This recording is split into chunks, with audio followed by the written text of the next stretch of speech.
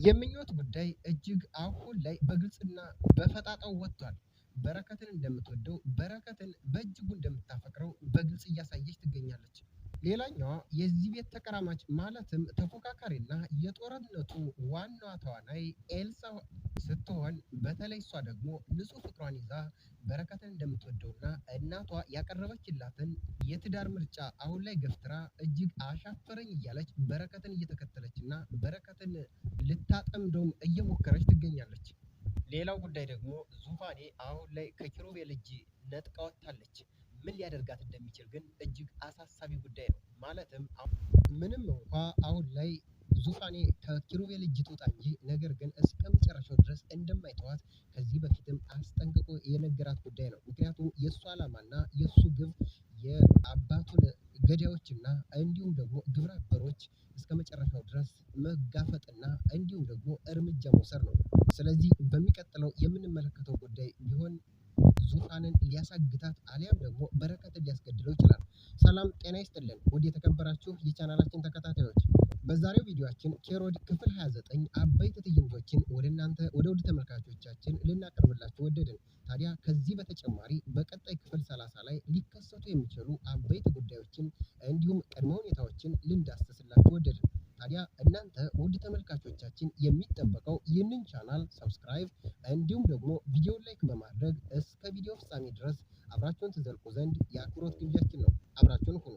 እንደሚታወቀው ባለፈው ክፍል እንደተመለከትነው ዙፋኔ የእናትነት መረጃው ሲነገራት ይህንን አምኖ መቀበል ስላቃታት ከቤት ወጥታ እንደተሰናበተች የተመለከትነው ጉዳይ ነው። ታዲያ የት ትሄድ የት ትግባ የሚያውቁት ጉዳይ እነበረከትም ይሁን እንዲሁም ቴቴ እዛም አለፍ ሲል ደግሞ ኤልሳ የሚያውቁት ጉዳይ እንደሌለ በአንድም በሌላ መንገድ ቢደውሉላትም ስልኳ ሊነሳና እንዲሁም ደግሞ ምላሽ ሊሰጡ ባለመቻላቸው እጅግ ቤቱ ተናውጧል፣ በጣም ተቀውጧል።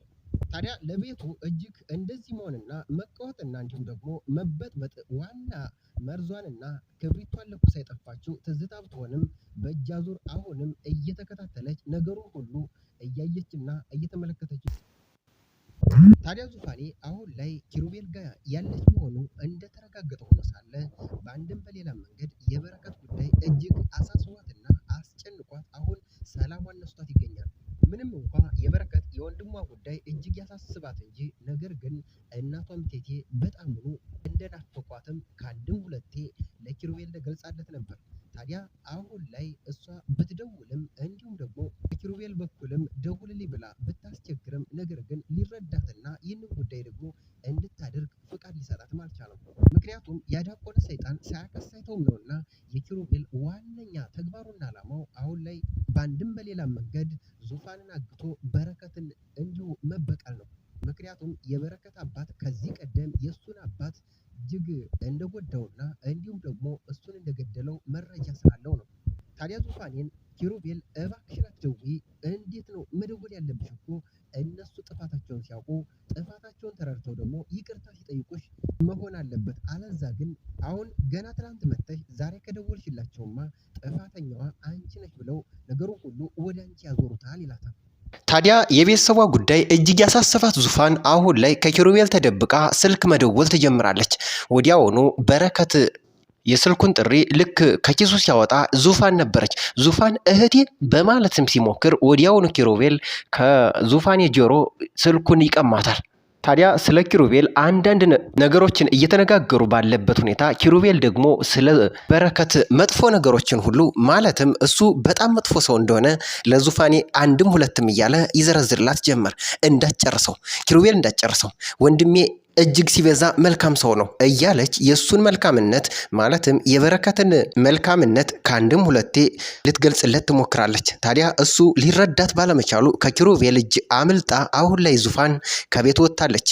ምንም እንኳ ኪሩቤል ዙፋን እጁ ላይ የገባች ቢሆንም ነገር ግን ነገሩን ሁሉ በጉልበትና እንዲሁም ደግሞ በአስገዳጅ ሁኔታ ማድረግ አልፈለገም። ምክንያቱም ይህንን ጉዳይ በግዳጅና እጅግ በኃይል የሚጠቀም ከሆነ ዙፋን የሱን ጉዳይ ተረዳውና ከዚህ በኋላ እጅግ ዓላማውና እቅዱ የሚከሽፍበት ይሆናል ማለት ነው። ነገር ግን ይህንን ጉዳይ እስከ መጨረሻ እንደሚፋለምና ዙፋንም አሁን በድጋሚ እጁ ላይ እንደሚያስገባት እርግጠኛ ሆኖ አባባ ለተባለው ጋሼ እያለ ለሚጠራው ሰውዬ ይገልጽለታል። ነገሮችን ሁሉ በመልካም ሁኔታ ማለትም እንደተፈለገው በተፈለገው አቅጣጫ እየተጓዙ እንደሆነም ይገልጽለታል። ሌላው ጉዳይ በዚህ ዙሪያ የምንመለከተው የኤልሳ ጉዳይ ነው። ኤልሳ ከበረከት ከቆየች በኋላ በረከትንም እባክህ አገግም፣ እባክህን እንደዚህ አትሆን፣ ራስህን አትጉዳ እያለች ስታባብለውና እጅግ ስታጽናናው ከቆየች በኋላ በቀጥታ ወደ ቤትም ታመራለች። ወደ ቤት ስታመራ እየፈራችና እየተንቀጠቀጠች በተለይ ደግሞ እናቷ ማርታ ታገኘኛለች በማለት ስትሰጋ የነበረች ቢሆንም ነገር ግን ወደ ቤቷ ስትመለስ ያገኘችው አባቷን ማለትም ዶክተሩን ነበር። ታዲያ ዶክተሩም ለልጁ ለኤልሳ ነፃነት የሰጣት ቢሆንም በአንድም በሌላም መንገድ ግን ራሷን ያልሆነ ቦታ ያልሆነ ድርጊት እንዳታደርግ እጅግ ይመክራትና ያሳስባትም ነበር። ነገር ግን እሷ የሚያስጨንቃት ጉዳይ የእናቷ የወይዘሮ ማርታ ጉዳይ እጅግ ያሳስባታል። ምክንያቱም ወይዘሮ ማርታ አሁን በስራ ከሚወዳጃት የስራ ባልደረባዋ ልጅ ጋር ልትድራት ቃል ገብታለች። ስለዚህ ይህንን ጉዳይ ደግሞ አሁን ላይ ኤልሳ መቀበልም ማድረግም አትፈልግም። በእጅ አዙር ግን የምትፈልገው ሰው የምታፈቅረውና የምትወደው ሰው እንዳላትም በጉልበትም ይሁን በንዴት ገልጻላት ነበር። ይህንን ጉዳይ ለአባቷ ለዶክተሩ በተለይ ደግሞ በረከትን እንደምትወደውና እሱን በጣም እንደምታፈቅረው ነግረዋለች። እንደፈቀድሽ እንደ አንቺ እንዳልሽ አድርጊ፣ ነገር ግን ራስሽን እየጠበቅሽ እያለ አሁንም ዶክተሩ መልካም የሆነ ሀሳብ እንጂ የእሷን ሀሳብ የመንቀፍም ፍላጎት የለውም። ታዲያ ኤልሳ እቤት ከገባች በኋላ ከመቅጽበት በቃ አባዬ አሁን ላይ በረከት እጅግ በጭንቀት ላይ ነው፣ ዙፋን ጠፍታለች፣ ስለዚህ እሱ ጋር መሄድ አለብኝ፣ እሱን ደግሞ ማጽናናትና እንዲሁም ደግሞ ወደ ራሱ እንዲመለስ ማገዝ አለብኝ ትለዋለች። ታዲያ ዶክተሩም ዙፋን የጠፍታለን ያልሽኝ? እሱንማ ሰማሁ፣ በምን ምክንያት ነው የጠፋችው እያለ ሲጠይቃትና እጅግ ሲያመሳጥራት እኔ በምን እንደጠፋች አላቅም፣ ነገር ግን ትክክለኛ ወላጅናቷ መታ ይህንን ስታበስራት እሷ ግን አምና መቀበል ከብዷት ከቤት ወጥታ ጠፍታለች። አሁን ላይ ስልኳም አይሰራም፣ የት እንደገባችም የት እንደሄደችም የምናውቀው ጉዳይ መረጃም የለንም ትለዋለች። ታዲያ ዶክተሩ ይህንን ሲመለከት ወይኔ ሲያሳዝኑ፣ አሁን እኮ ታየኝ በረከትና እናቱ በጣም ተጎድተው ነው የሚሆን እያለ በጣም ሲያስጨንቀው እንመለከታለን። ከዚህ ባለፈ ግን እጅግ በጣም የሚያሳስበውና በጣም የሚያስጨንቀው ጉዳይ የዙፋኔ ጉዳይ ነው። በጣም ዙፋንን አብዝቶ ይወዳትና እጅጉንም ይሳሳላታል። ይሄ ዶክተር በእጅ አዙር ያሳሰበው ጉዳይ ምንድን ነው ብለን ስንመለከት ግን ምንም እንኳ አሁን ላይ ዙፋን ስመኝ ትክክለኛ እናቷ መሆኗ ቢረጋገጥም ትክክለኛ አባቷ ግን ማን እንደሆነ እስካሁን የተረጋገጠ የታወቀ ጉዳይ የለም።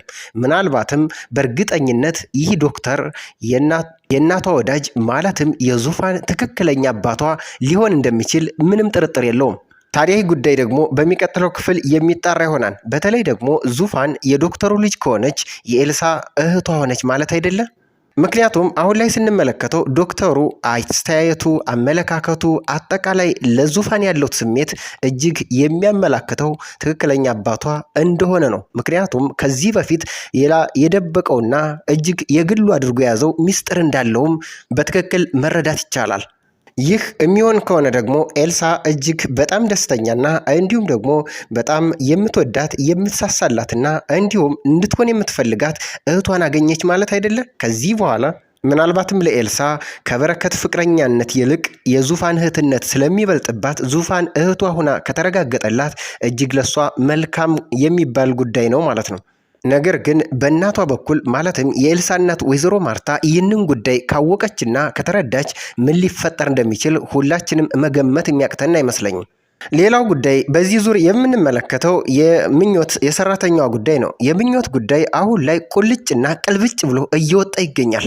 ሴራዋና ተንኮሏ ማለትም የእሷ ትክክለኛ ፍላጎት አሁን ላይ በግልጽ እየተረዳ ነው መጥተናል። ምክንያቱም አሁን ላይ በእጅጉ ልክ እንደ ኤልሳ ሁሉ ምኞት በረከትን እንደምታፈቅረው እያሳወቀባት እንዲሁም ደግሞ የምታደርጋቸው ድርጊቶች ሁሉ ወደዛ እያመሩ ይገኛሉ።